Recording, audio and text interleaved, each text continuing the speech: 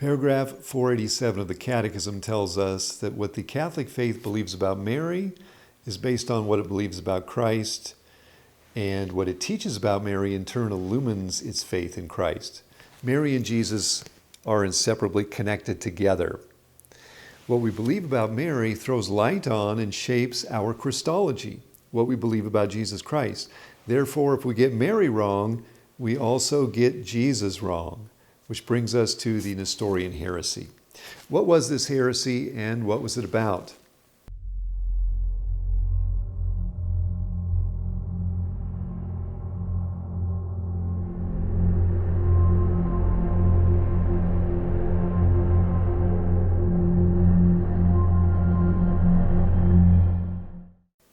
Following the councils of Nicaea and Constantinople, which were centered on the divinity and unity in the Godhead, the discussion turned to one of Christology, namely to the nature of the person of Jesus Christ. And lots of people had lots of ideas about that. Nestorius, of course, had his own ideas.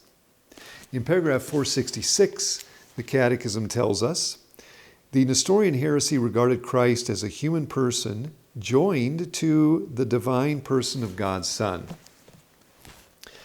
Ultimately, Nestorianism fractured Christ into two persons, a human person and a divine person. Nestorius came to this conclusion because he reasoned that since Mary is a human woman, she therefore must have given birth to a human person only. He thought that Jesus Christ is a human person who was somehow, in some fashion, later united to the divine person of the Son of God.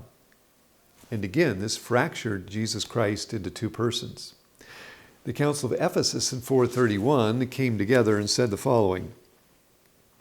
The Council confessed that the Word, uniting to himself in his person the flesh animated by a rational soul, became man.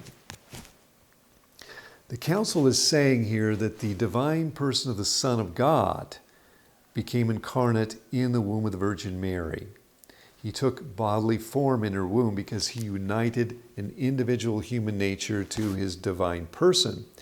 Therefore, Mary gave birth to the divine person of the Son of God in the flesh, Jesus Christ.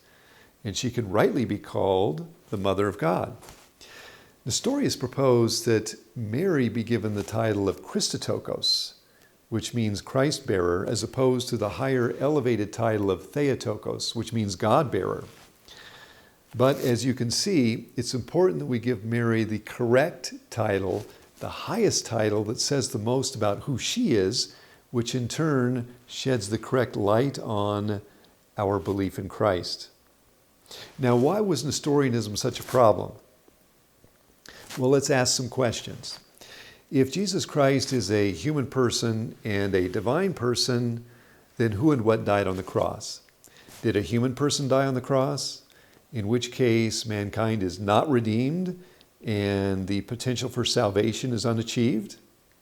On the other hand, did a divine person die on the cross who lacked a human nature? In which case, we end up with the same problem.